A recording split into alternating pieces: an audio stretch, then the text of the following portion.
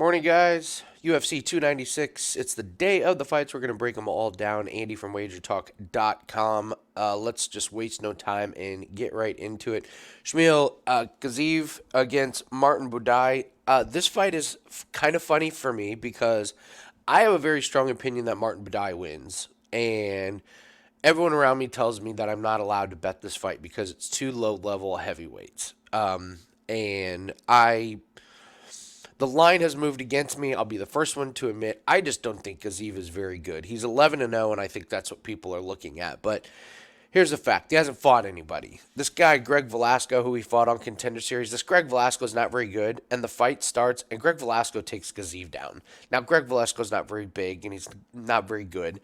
So it's not hard for Gaziv to reverse him and get the submission, but it just wasn't a good look. And he's been out of the first round one time. I think his cardio's in real trouble in this one. And Budai hasn't fought the best level of competition, and that's what kind of cracks me up is people are saying, well, he hasn't beaten anybody good in the UFC. It's like, yeah, but he's actually beaten people in the UFC. He's 4-0 in the UFC. I like his cardio. He's going to have a big cardio advantage if this thing gets out of the first round. I like his striking on the feet.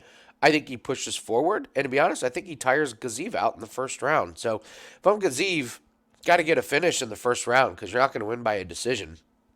So it wouldn't surprise me if Gaziv tries takedowns, doesn't get him to work, gets tired, and Budai pulls away, possibly gets the finish. The Gaziv runs through people, and he's not going to be able to run through Budai. I think it's going to be a real problem for him. So I have Budai in that one, despite what everyone around me says that I'm insane for betting this fight. I will be betting on Martin Budai. Andre Fili and Lucas Almeida, their face-off was pretty good. Pretty intense. I just don't think Lucas Almeida is that good. I know he's 14-2. He really didn't fight anybody before he gets to UFC. He wins against Michael Trezano, but Michael Trezano is having success on the feet before Almeida gets the finish late. And then Pat Sabatini just takes care of him pretty easily. The problem is Andre Fili's not that good right now, 22-10, but look, he's losing quite a bit. What is he? 1, 2, 3, 4, 5. Yeah, 2-5. Lost to Charles Jourdain. Lost to Bill Algeo.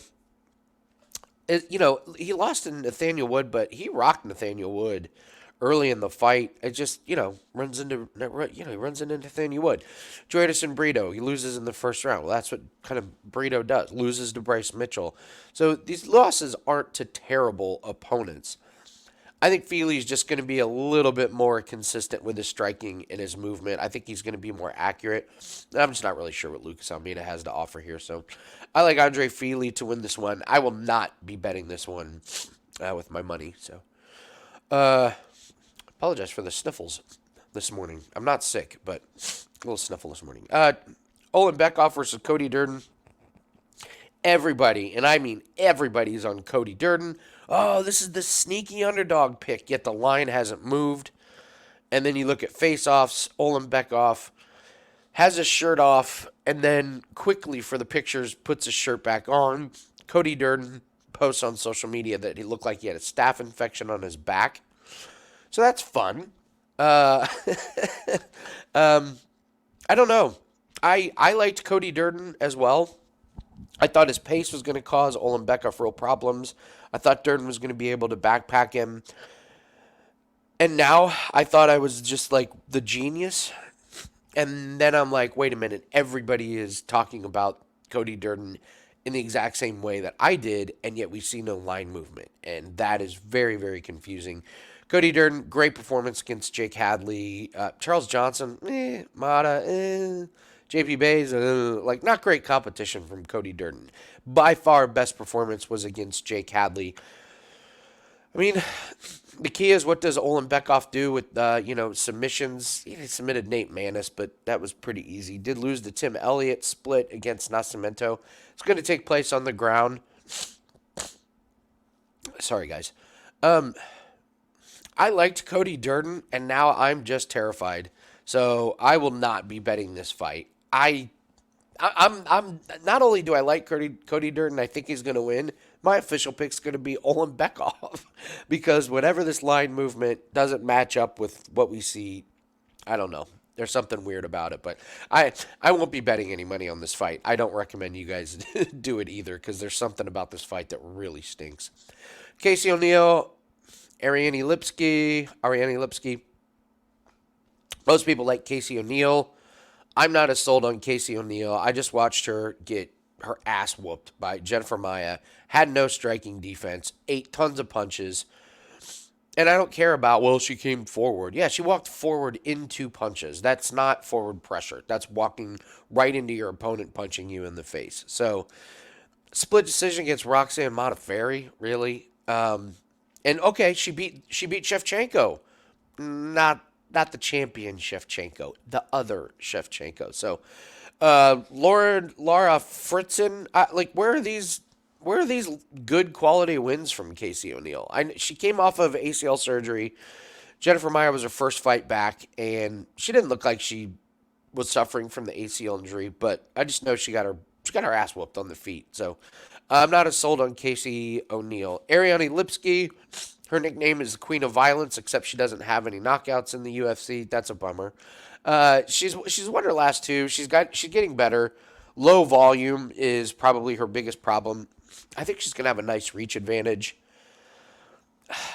I've heard that Casey O'Neill has the takedown advantage and wrestling advantage, and I'm not sure I totally believe that. I thought Lipsky did a good job of making sure Gatto didn't take her down. So I'm not going to bet anything on this. I just know a lot of people are on Casey O'Neill, and I would just warn you, in a women's fight like this, Lipsky can make these rounds really close. And don't be surprised if it's 1-1 going into the third, and if you're holding a Casey O'Neill ticket, you're going to be sweating out a third round. So I guess I'll go out on a limb and take Lipsky, but I don't feel confident about it, and I will not be betting money on this fight. Cody Garbrandt and Brian Kelleher. Lot going on here. If you saw face-offs, Brian Kelleher absolutely fits into the haircut theory. The haircut theory is when somebody does a really bad haircut before a fight. And Brian Kelleher absolutely has a really bad haircut that he intentionally chose to do before a fight. So I am off of Brian Kelleher. I am on Cody Garbrandt. First off, Kelleher, he's getting up there in age. Has not looked good in his last two fights. Lost to Nurmagomedov and Batista. And it wasn't just that he lost to him. He got run over by him. And it's like, okay, he beat Kevin Kroom by decision. Pilarte. So I just, the last few fights, he looks like he's slowed down. Cody Garbrandt. So tough to make a Cody Garbrandt these days. Had a lot of fights that ended up, being canceled. His chin is always in question, but is Kelleher the guy to knock him out? Probably not. He has a last fight against Trevin Jones, and Trevin Jones is not very good. He actually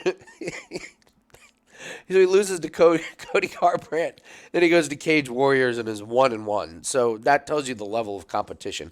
That being said, Garbrandt looked great in that fight. His wrestling was on point. Striking was pretty decent, and he just did enough to win. I just saw it as did enough to win, and that's what I think he does here. I thought Kelleher is just really, really kind of slowed down quite a bit. So I got Cody winning a close fight. I think he wins the wrestling exchanges, and I think he wins the striking exchanges on the feet. As long as Garbrandt stays out of harm's way, I think he should take care of business here. The haircut theory is in full effect on this one.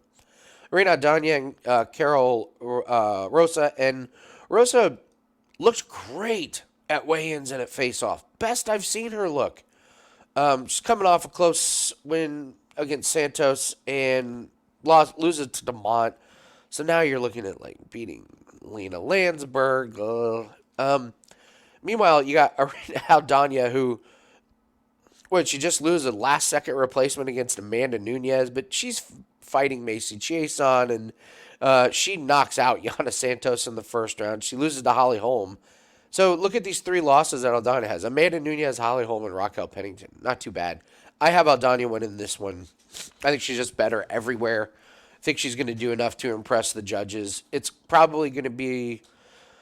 It's not going to be the most impressive, amazing victory, but I think on the feet, Aldana is just going to be a little bit better. However, boy, Rosa looked great at weigh-ins. So maybe she's found a level up, but I do like Aldana. I think Aldana wins. Alonzo Menafield and Dustin Jacoby. I can't stand the odds. Dustin Jacoby's like minus 300.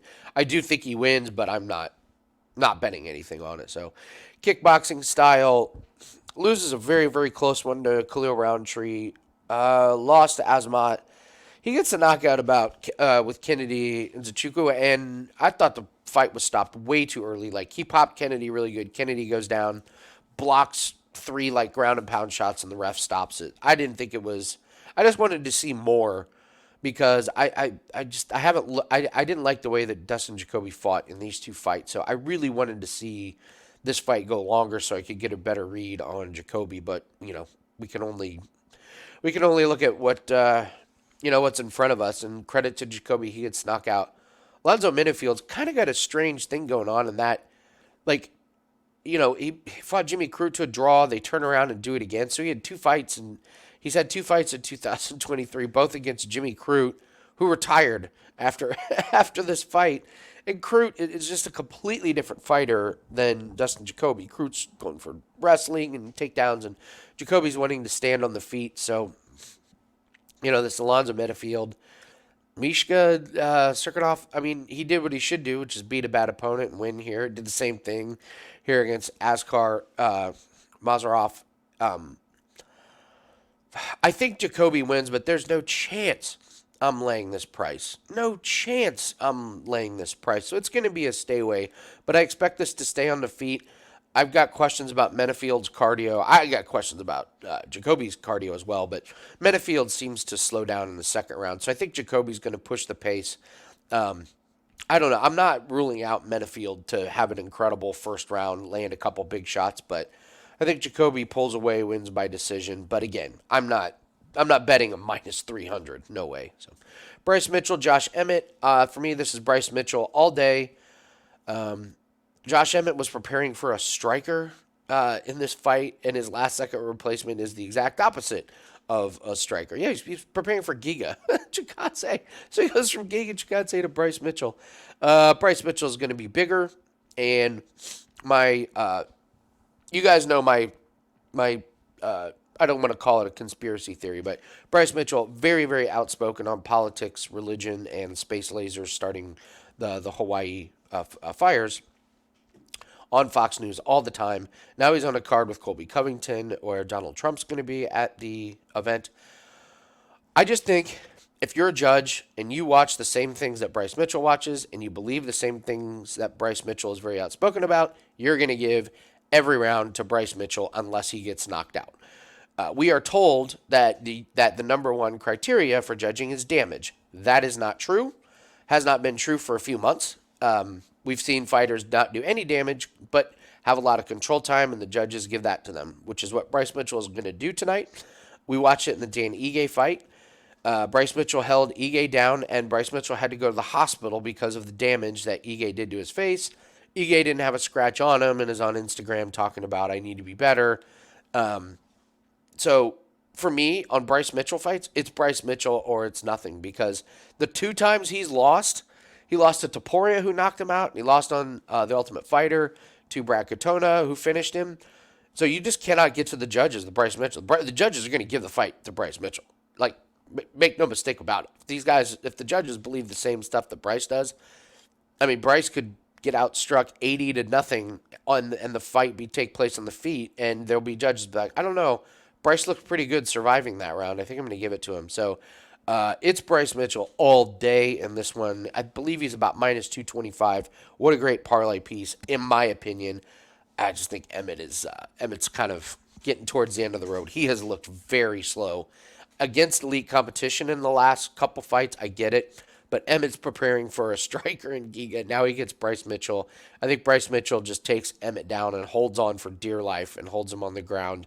My guess is Emmett probably outstrikes him, but Bryce Mitchell wins the control time and the judges give it to him. Tony Ferguson, Paddy Pimblett. I think Paddy wins this. Unfortunately, with the price, I think you have to end up parlaying it with something. Maybe Paddy and Bryce Mitchell might not be a bad parlay piece. For the damage Ferguson has taken, I don't like watching it. I don't like watching him get punched in the face. He just got submitted by Bobby Green, which is a terrible look. Patty's going to be bigger, and I'm just not sure Ferguson has the power to knock out Paddy Pimblett. I got to be honest, I think Paddy's been getting better with each fight. He's still pretty young, and I think sometimes we forget that these young fighters have to progress along the way and they just have to get better. And I think Paddy's done that. He looks great physically right now. There's just something more calm about his demeanor. I think he's going to be in more control of himself, and I think he probably ends this by getting it on the ground. I don't know if Ferguson can hold his own on the feet. My guess is yes, but does Tony have knockout power against Paddy? Because Paddy's striking defense isn't great. Maybe he pops him a couple times, but in the end, when you watch Tony Ferguson get lit up like he's been lit up on the feet and then lose by submission, I think Paddy controls this fight and does the more damage, and I think he can get Ferguson on the ground and hold him there. So maybe it's a Bryce Mitchell Paddy Pimblett parlay. If you're trying to figure out, method of victory, you probably go Bryce Mitchell by decision, and you probably, I don't know, Pimblett by decision, maybe. Pimblett by sub. I don't know. I think Paddy wins just because I'm completely out on Tony Ferguson these days. Too much damage, and I, quite frankly, don't like watching him getting hit anymore. We're doing permanent damage to this guy. So, Shavkat Rakhmonov against Stephen Thompson. Pretty easy handicap here if you think Stephen Thompson can keep it on the feet. He's got that crazy karate style, and he can cause problems for Shavkat. Problem is, he lost to Bilal Muhammad. He lost to Gilbert Burns. He wins against Kevin Holland, and Kevin Holland openly said, I'm not going to wrestle. I'm not going to use the big advantage that I have. I'm going to try and beat him on the feet. And it was kind of a exhibition match for Holland. Holland doesn't make it through. But I don't know if Holland wrestles. I think we're looking at 3 straight losses for Thompson. Now you got to go back to a unanimous decision against Jeff Neal when Jeff Neal was having medical problems. Nice win against Luque, but, losing to Pettis, Till, he's got a lot more losses than he does wins. So I think the thinking is that Shavkat's going to have the advantage in the wrestling and on the ground, and if he can take him there, yeah, it's going to be all over. So 100% finish rate, I do believe. I thought his fight against Jeff Neal was, I thought Jeff Neal looked really good. I talked about Jeff Neal having medical issues, and he seems to have those medical issues fixed, and he looks better. That's a great win for Shavkat, especially getting the finish in round 3. So I think it's Shavkat. It's really, really expensive now. I used this as a parlay piece like a while ago, so the line is crazy out of control. I just think Shavkat's got knockout power. Thompson does not. Shavkat's got the ability to finish with submissions. Stephen Thompson does not. Way more paths to victory. Shavkat's the obvious pick there. Pantoja, Brandon Royval. I will just make this simple and say use this fight to not go the distance or take some unders as parlay pieces. Brandon Royval, just absolute chaos. That's what he loves in his fights. And so you end up with these fights that just never go the distance. Like round 1 against Mateus Nicolau. Round 1 against Matt Schell. I don't know how he went split decision against Bontrine. He lost to Pantoja in their first matchup, lost to Brandon Moreno. But look, all these are just finish. So that's what Royval fights are. I think Pantoja wins. Pantoja beat him in 2021, and I think Pantoja's gotten way better. And I'm not impressed by a split decision against Bontrine. Matt Schnell, we've seen what's happened to Matt Schnell. He's looked shaky. This is a great win against Nicolau. But again, it was classic Brandon Royval style, just flash knee and punches. Caught him. It was a beautiful knockout. But if that fight goes much longer, I don't know. I think Nicolau wears him down and ends up finishing him. My favorite thing to bet in this fight is to just not go the distance. I don't see this thing lasting too long. I think Pantoja wins. Wouldn't surprise me if he subbed him again. But I think Royval's going to go for broke, and he's either going to catch Pantoja or he's going to put him in a position that he gets knocked out or choked out. So just take it to not go the distance. I don't see how it makes it that long. And then Leon Edwards, Colby Covington. Here we go with another line movement thing. Colby Covington, Everyone who breaks down this fight says the exact same thing. Well, Colby Covington, chain wrestling. He's relentless with the wrestling. He's going to push forward. Leon Edwards is low volume. Leon Edwards was losing to Kamaru Usman before he got the head kick. And yet money's come in on Leon Edwards. Here's my issue with Colby Covington. If I'm going to try and sound different, because everybody's picking Colby, and they're using the exact same talking points, and that worries me. So he beats Jorge Masvidal. Masvidal's a moron. Didn't prepare for wrestling when he fought Colby Covington, so I'm not impressed with that win. Loses to Kamaru Usman. I'm not impressed with the win over Tyron Woodley. He was at the end of his career. Loses to Usman. So now I got to go back to 2019 when he's fighting Robbie Lawler and Rafael dos Anjos before I can find wins that kind of impress me. I don't like his huge layoffs in between fights. I mean, we're talking a year and a half in between some of these fights, and I like the guy that's fresher. I like Leon Edwards here. I like the guy that's fought Kamaru Usman, and I know the first fight was. Sorry, guys, I'm a mess this morning. I know the first fight against Kamaru Usman, losing, head kick. I thought Edwards was great against Usman in the second fight, and I don't think what Kamaru Usman did to Edwards from an offensive standpoint is going to be a whole lot different from what Colby Covington does. So I think Leon's ready for him. And the line movement has me concerned that everybody and their mother seems to be on Colby and Colby by decision. Um, I I'm not going to be what is this? What is this ad? What are we doing here, people? Um, I'm picking Leon Edwards, and it may be a little thing, it may not. What Colby Covington said about Leon Edwards' father at the press conference, I've not seen Leon Edwards that fired up. I think Colby may have poked the bear a little bit on that one. Um, Not laughing at what he said, or I'm not laughing at the situation, but I've not seen Leon Edwards lose his cool like that. I've not seen him that intense at a face-off.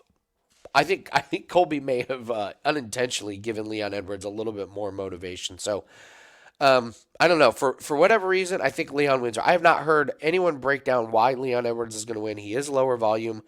I'm just going to say that he's going to get wrestled by Covington, but I thought he did a really nice job when he got taken down by Usman of getting right back up. I think he's going to make Colby work. And I think striking wise, Leon's going to have the advantage. And if he can keep Colby at distance a little bit, I think he's going to do some damage. I'll go out on a limb and say Leon Edwards wins this. Maybe by knockout. How crazy is that?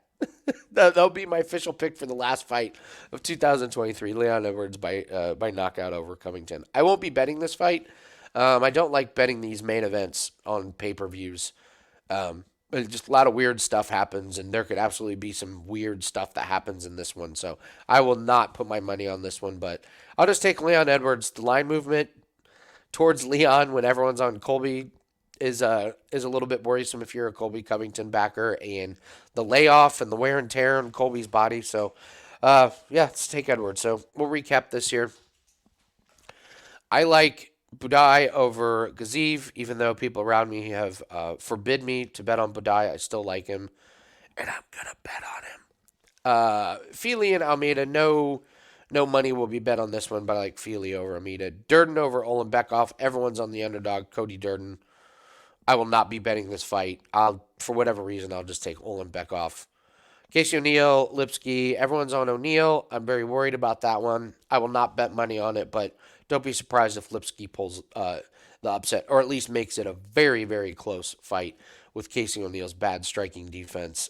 Cody Garbrandt, Brian Kelleher. Haircut theories in full effect. I got Cody Garbrandt. Aldana and Rosa. I know I said Rosa looks great at face-offs, and she does. The level of competition that Aldana's faced over Rosa is just night and day different. So I think Aldana's going to be a little bit more crisp on the feet. Close fight. I give it to Aldana. Menafield and Jacoby, no chance I'm laying any money on this fight at the minus 300.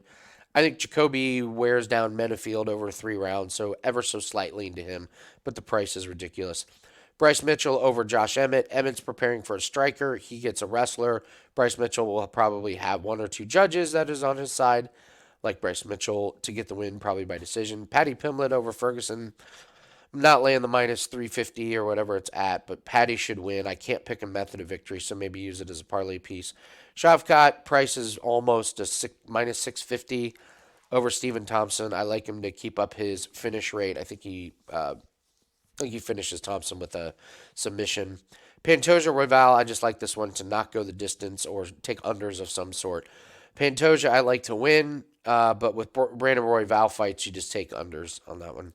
Leon Edwards and Covington, line movement towards Leon is a little bit confusing. I don't like the layoffs from Colby, and I think Colby inadvertently gave him a little bit extra motivation. So take Leon Edwards to win that one. So, all right, guys, that's going to do it for us. All plays at WagerTalk.com. Please hit the like button and give us some subscribe if you enjoy the gambling content. Leave a comment and tell me what your best bet is. Good luck on your plays. See everyone tonight on the YouTube channel Takedown Live as we do our end of the year show. So join us. That's the YouTube channel Takedown Live. We watch the fights live, give out in-fight wagers, bets, tips, predictions. So good luck on your plays. We'll see everyone later.